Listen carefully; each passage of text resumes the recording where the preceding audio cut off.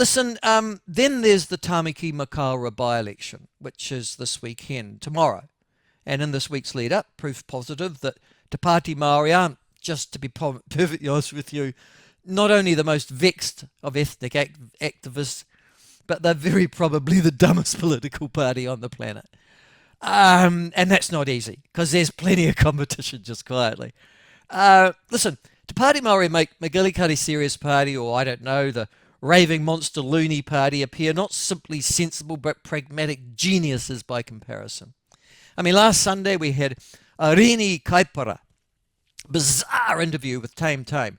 Listen, is Jack Tame ever going to ask a tough question of people that are, well, be rainbow or ethnic or anything else? Or is that just reserved for conservative, white, heterosexual politicians, Jack? Just asking. Just asking, Jack. Just asking.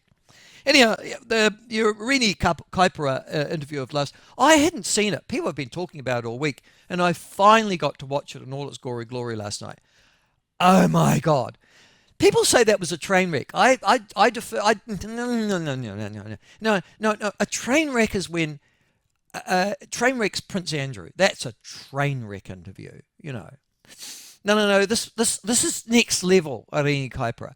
This is somebody who has been obviously to a kangaroo and a kuriko papa, and she's absorbed the language.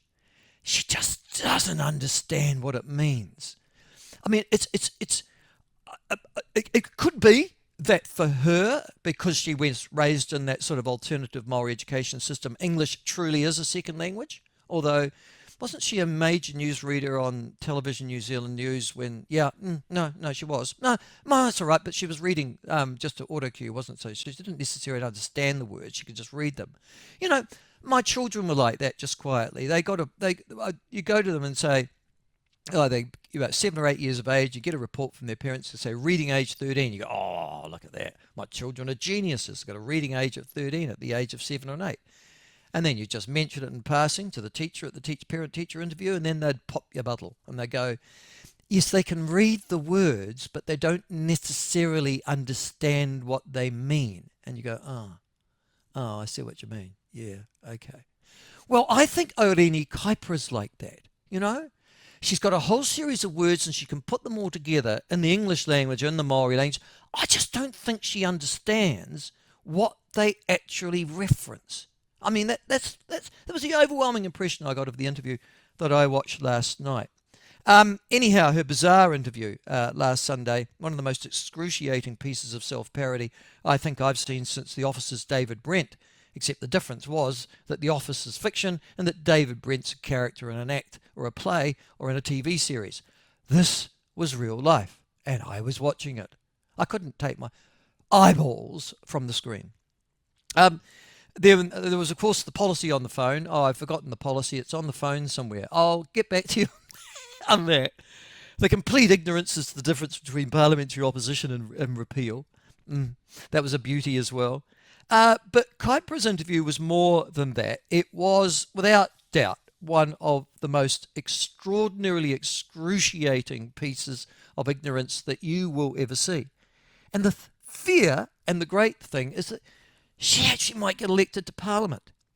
And she won't be alone, because yesterday, Takuta Ferris, posted a tweet, yesterday about this time actually, in which he had a picture of Pine Hanara, you've probably seen it, face on a board and the whole series of people saying, elect Pine Harare, to which Takuta Ferris had said, this blows my mind, Indians, Asian, black, singular, and Pākehā campaigning to take a Maori seat from Maori.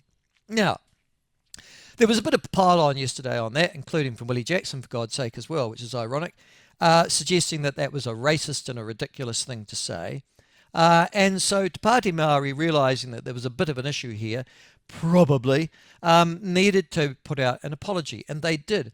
Can I just say that the apology was much, much worse than the tweet? I mean, to be fair to Takuta Ferris, I go, it's a bit like Mike Joy yesterday with the eco-activist and the hanging analogy. I go, well, at least Takuta Ferris has illustrated and demonstrated his contempt for other ethnicities in this country.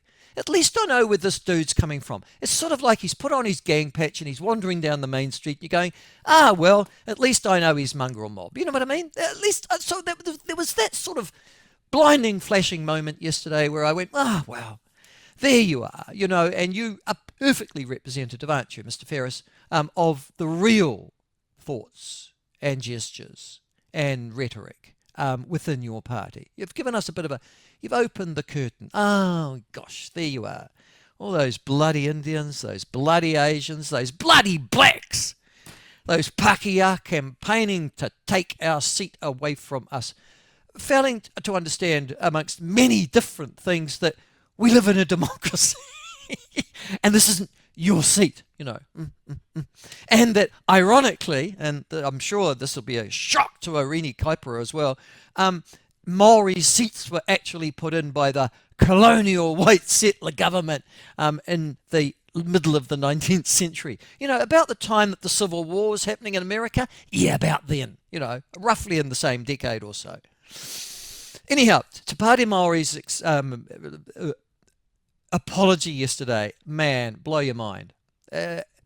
Listen, you know why he said what he said, Mr. Ferris? And probably why Oriini Kaipara is why she is. They're going through trauma.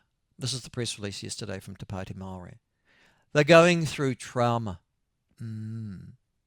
Takuta Ferris Kemp died. Yeah? Well, we're still going through the trauma of it all. I mean, how despicable to use a dead person to excuse despicable racism, but that's exactly what Te Pāti Maori did. They went on to go and say, we've lived through raw and difficult weeks, consequence. That's why we're racists, We wouldn't have been if we hadn't have lived through these raw and difficult weeks, but somebody's dead, so we've just drawn the curtain. And then they went on to say that our team, quote unquote, has been in the trenches, feeling the weight of constant attack and pressure. And sometimes that hurt spills over and ways that do not reflect our kaupapa. And then they went on to say, we value and appreciate the contribution that tangata tiriti, that's you people, and tangata moana, that's us people, make in building a tiriti-centred Aotearoa. And that was their so-called apology yesterday. Listen, thank God Takuta Ferris did do that. Thank God Oriini Kaipara did do what she did last Sunday with Jack Tame. That's Te Pāti Maori. All you need to do, can I just say to the National Party strategists who certainly won't be concluding Matthew Hooton, will they? Not after his column this morning. Or the New Zealand First or ACT strategists, just bang. Just play those two. Ferris and Kypra, just keep on doing it. Just keep on doing it. Because it's not that they're racist. Okay? Plenty of people are racist, plenty of people have racist views. And it doesn't matter whether they're Indian, black, Pākehā, or Maori. Plenty of people have views that might be characterized as racist. They've had experience that's been unfortunate in their lives and they've drawn conclusions. It's not that they think that way that's necessarily the problem. It's if you enact it, I'm going to discriminate against you, I'm going to beat you up, I'm going to take a job from you, those sorts of things. And rightly the law is there to protect them. But can I just say that Te Pāti Maori now we know are a party of racists. In a funny sort of way, of course you are, because you're only representing one ethnicity, and that ethnicity is the only one that counts. But at least Mr. Ferris yesterday demonstrated to us they have all-consuming contempt. It's not just for the white settler governments as well. It's for these effing Indians and these effing Chinese and these effing blacks that have come into the country as well. I noticed the Pacific Islanders were conspicuous by their absence in that criticism, but there you go. So those are my thoughts this morning. What are yours?